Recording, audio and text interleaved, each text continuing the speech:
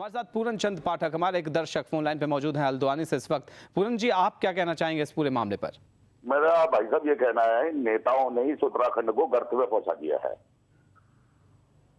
और अगर ये कार्यक्रम इन लोगों का रहा, ये अगर इसी तरीके से अगर ये करते रहे तो एक दिन जनता सड़कों पर आएगी, ये आगे आगे होंगे और लोग वहां इनको पत्थर मारेंगे और इनको छिपने के लिए घर नहीं मिलेंगे इन नेताओं को। बिल्कुल, बहुत बहुत शुक्रिया पूरन चंद जी। आपका गुस्सा समझा जा सकता है। जिस तरह की स्थिति बनती हुई नजर आ रही, राजनीति की निराशा एक तरह से इतनी ज्यादा लोगों पे हावी हो रही है कि इस तरह की बातें भी अब सामने आने लगी हैं। हीरा सिंह हमारे एक दर्शक नैनीताल से इस वक्त फोन लाइन पे मौजूद हैं।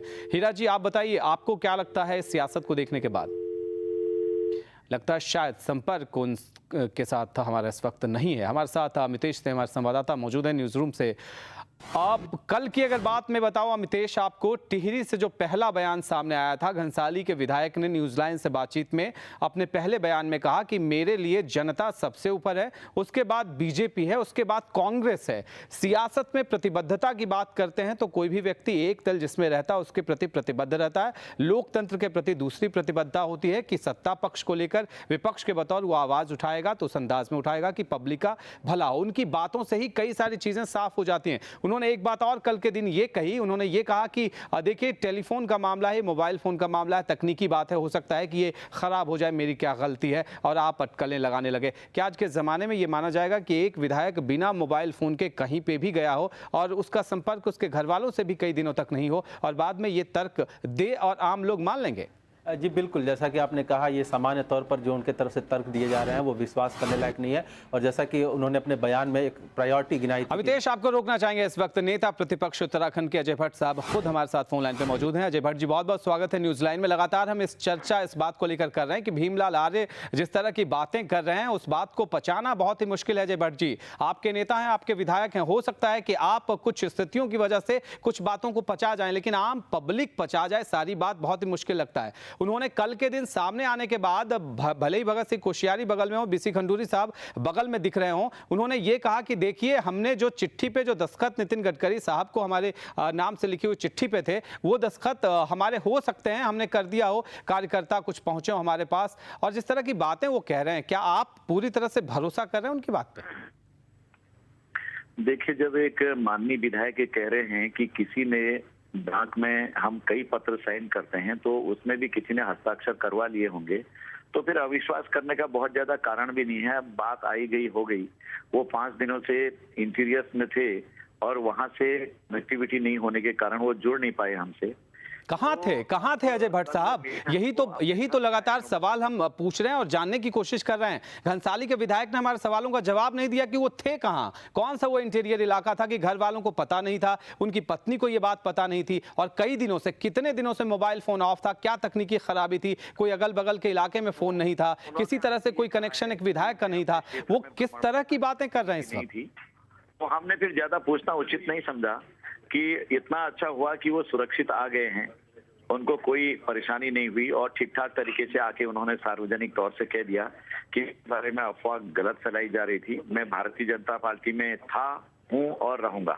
अजय जी, आप बोलने में बहुत ही मुखर नेता माने जाते हैं। आपने जिस तरह से विजय बहुगुणा पे पिछले दिनों वार किए हैं और ये कहा है कि माननीय जज रहे एक जमाने में, वो आज के दिन में प्रदेश में जो कुछ उनके राज पे हो रहा है, जोड़ तोड़ की सियासत की कोशिश, वो सही नहीं। बहुत ही मुखरता के साथ तमाम मुद्दों पर आपने कहा है। हमारे दर्शकों के बीच ये आप साफ साफ बताइए, क्योंकि बहुत आशंकाएं इस बयान को लेकर। आप बोल रहे हैं माननीय विधायक ने जो कह दिया हमने मान लिया, क्या वाकई सियासत में आप बिना आशंका की पड़ताल किए जो कह देंगे आप मान के चलेंगे? आगे स्थितियां अगर दूसरे विधायक को लेकर यही आएगी तो आप क्या करेंगे फिर? नहीं, अब एक विधायक कह रहे हैं तो उनको बार बार छेड़ा भी नहीं जा सकता है। कह रहे हैं मैं क्षेत्र में था, उनका मैंने प्रश्न किया कहाँ थे, उन्होंने कहा क्षेत्र में था। अब मैं कैसे उगलाऊं, बताइए आप कहाँ थे, क्या थे? तो आपको लगता है ना अजय भट्ट जी कि वो उगलने को तैयार नहीं है, बहुत सारी गोलमोल बात कर रहे हैं वो? अब देखिए, ये प्रकरण बहुत पुराना हो चुका है प्रकरण बिल्कुल पुराना नहीं है अजय जी। आप अगर नहीं बोलना चाहे इस मामले पर साफ साफ तो अलग बात है, लेकिन पब्लिक जानना चाहेगी ये बात की कहानी पीछे की थी क्या आखिर। आशंका आपके मन में बहुत सारी थी। जितनी जानकारी थी उतनी मैं आपको बता दी है, और बाकी तो देर आए दुरुस्त आए, उनको कोई परेशानी नहीं थी, कोई कष्ट में नहीं थी। जी अजय जी, आप हमारे साथ बने रहेंगे। आपसे अनुरोध है, हमारे साथ सूर्यकांत धस्माना प्रदेश कांग्रेस के उपाध्यक्ष भी फोन लाइन पे इस वक्त मौजूद हैं। सूर्यकांत धस्माना जी, लगातार आपके बयान भी भीमलाल आर्य को लेकर सामने आते रहे कि अगर कोई विधायक जुड़ना चाहता है, आप हालांकि ये कहते रहे कि हमारे संपर्क में नहीं है, लेकिन अगर कोई जुड़ना चाहता है कांग्रेस को परहेज नहीं, बहुत आरोप लगे, राज्यपाल से शिकायत के बाद भीमलाल आर्य वापस आए, उनके बयान को लेकर आपको लगता है सब कुछ स्वाभाविक बयान में बातें सामने आई हैं? नहीं, देखिए, हम तो शुरू से इस बात को आपसे कहते आए हैं, निवेदन करते आए हैं कि हम कोई तोड़फोड़ का काम नहीं कर रहे हैं। अब भारतीय जनता पार्टी के अंदर अंतर्द्वंद है, उनको ये आवश्यकता पड़ रही है कि एक एक करके विधायक को पकड़ करके प्रेस के सामने पेश किया जा रहा है। असमंजस की स्थिति और अविश्वास की स्थिति भाजपा के अंदर है। कांग्रेस का कोई प्रयास बीजेपी को तोड़ने का नहीं है, लेकिन हमने ये जरूर कहा है कि कांग्रेस की नीतियों पर अगर कोई भरोसा करता है, माननीय मुख्यमंत्री जी के कार्यों से कोई प्रभावित होकर के कांग्रेस में आना चाहता है और अच्छा व्यक्ति है, तो उसको हम क्यों नहीं लेंगे। बिल्कुल धस्माना जी, आप बने रहेंगे। अजय भट्ट जी आपकी बातों को सुन रहे हैं, इस वक्त तो खुद फोन लाइन पे मौजूद हैं। अजय जी, क्या आप कहना चाहेंगे धस्माना जी के इस बयान को लेकर? लगता है फोन पे संपर्क कट चुका है, तो इस वक्त जवाब नहीं मिल पाएगा। हमारे साथ सूर्यकांत धस्माना मौजूद हैं। सूर्यकांत जी, जिस तरह की बातें लगातार सामने आई हैं, भीमलाल आर्य ने कई ऐसी बातें की है जिससे गोल मोल सारी बात ये सामने आती है। हमारे सूत्र दिल्ली के बताते हैं कि कई कांग्रेस के आला नेताओं के, प्रदेश के जो आला नेता हैं, उनके संपर्क में भीमलाल आर्य लगातार कुछ दिनों से थे। ये बताइए, इस बात को लेकर आप कुछ कहना चाहेंगे? बिल्कुल, मैं कहना चाहूंगा। देखिए, भीमलाल आर्य जी के लिए अजय भट्ट साहब नेता प्रतिपक्ष है, इन्होंने कहा वो आत्महत्या करना चाहता है तो करे, हम क्यों बचाएंगे उसको, मरे।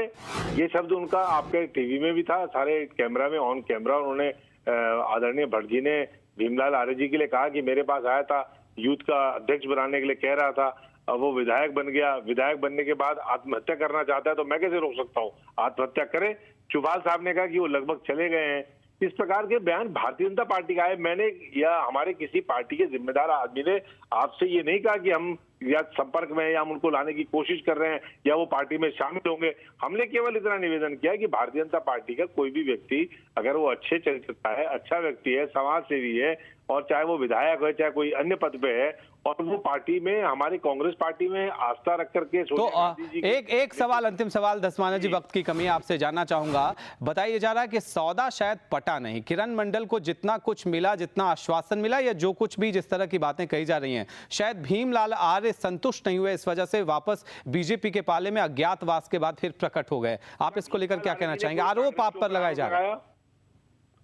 मैं निवेदन करना चाह रहा हूं कि भीमलाल आर्य जी ने किसी से कहा कि कांग्रेस ने ऐसा प्रयास किया या कांग्रेस ने उनको किडनैप किया या कांग्रेस ने जिस प्रकार की आरोप बीजेपी के लोग लगाते रहे, चाहे वो किरण मंडल जी के मामले में रहा हो, चाहे भीमलाल जी के मामले में रहा हो, जिस प्रकार के घटिया दर्जे के आरोप उन्होंने लगाए हैं, क्या भीमलाल जी ने कोई बात ऐसी कही कि कांग्रेस ने ऐसा कोई प्रयास किया?